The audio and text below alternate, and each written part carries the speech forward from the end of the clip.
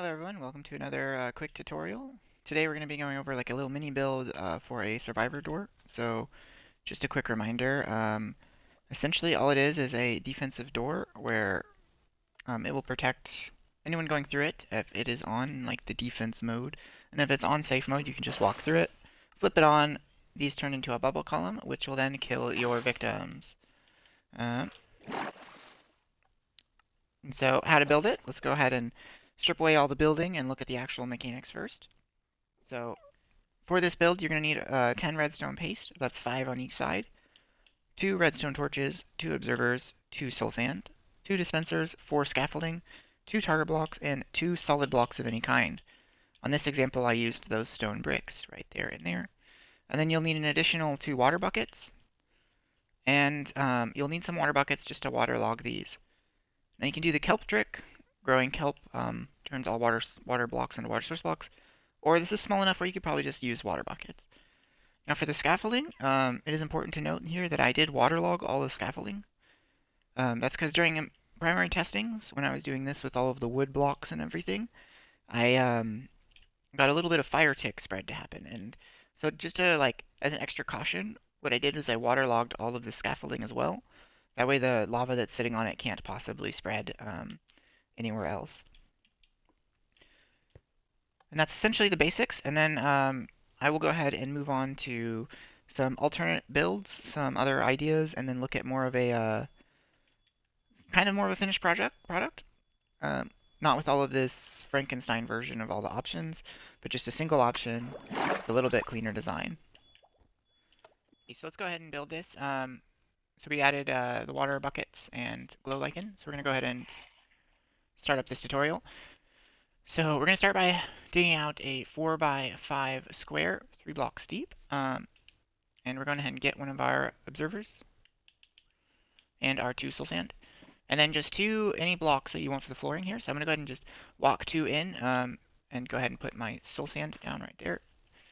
And this is where our entryway is going to be. And we're going to go ahead and add the 2 solid blocks that are going to be powering our dispensers. Right there, we're going to jump down the hole and look up and place an observer facing up like that.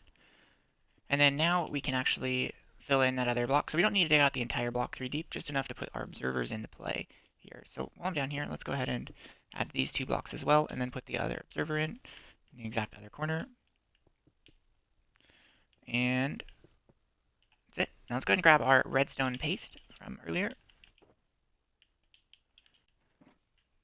and attach it to this observer, and then put it directly underneath the soul sand, like so. Now, it should only be 5 pieces each.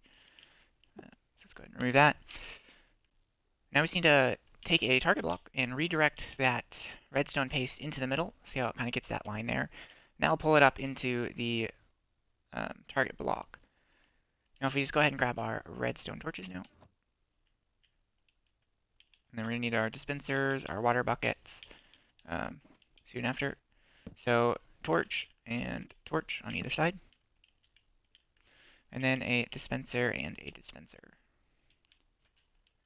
Now go ahead and get 2 water buckets. So it looks like I need another one. And put 1 on each dispenser. And then I'm going to grab just 1 more so I can fill up all of the other water source blocks that we're going to need. I'm going to go ahead and just make this outer shell with stone. So we're going to just put the walls in. And we can go however high you want to go. There is really no height limit since bubble columns work really high up. But for a door, it doesn't make sense to me to go too big just for this example. So we're going to keep it kind of short here with just 3. And I think that is actually really good looking. And it's a lot easier. So if you want to get glow lichen, you just get some shears and find some glow lichen. I believe it's just underwater to get the nice location for those. Let's go ahead and just fill up these as water source blocks, just like that. And these something will dispense, trigger, and untrigger. So this is the bubble column done. It is in safe mode right now. Now let's go ahead and put the scaffolding in. So we have 1, 2, 3, and 4.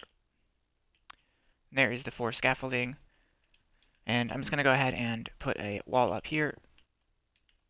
And this is just to keep the scaffolding from flowing outwards.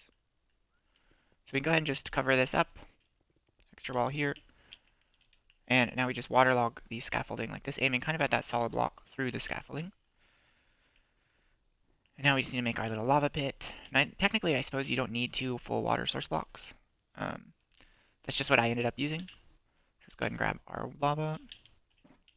And you could obviously make this out of glass too, so it's like it displays. But I'm just going to go ahead and make it out of lava and then cover it up like so.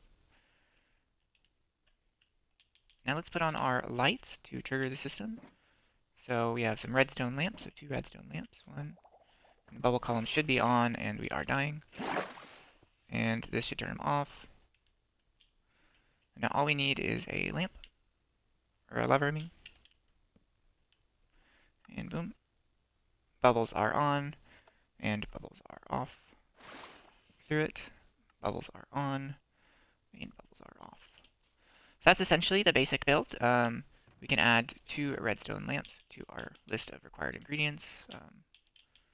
Let's go ahead and just start a new bucket here. 1, 2. And then however many glow lichen you need to fill your walls up. And that is the basic door. Now for a little bit of alternate stuff, you notice here I have 2 copper lamps on the side here, and that is actually controlled via the lever. Now if you want to know how I did that, it's very simple. So observers can see when a bubble column turns on or off. So I'm going to go ahead and use that by poking through, let's see, not that block, that was a little too high. Poking through this block here, at the very top of the bubble column, we can go ahead and just put an observer there. And this will power this block, which can power the copper bulbs. So let's see, I don't exactly remember where the copper bulbs are. Here they are. And then, so right where that observer is, let's see if this works. Beautiful. And so that is how I'm doing that. The observers will naturally send a little bit of a pulse, and when the bubble column activates, and that's enough to turn on and off these copper bulbs. So that just gives you another way of lighting it, of like, okay, the bubbles are on, my copper bulbs are on, it's definitely not safe to walk through. Now you as a player knows this, but hopefully the zombies don't, and, you know, they end up dying. And then again, you can turn it off, just like so.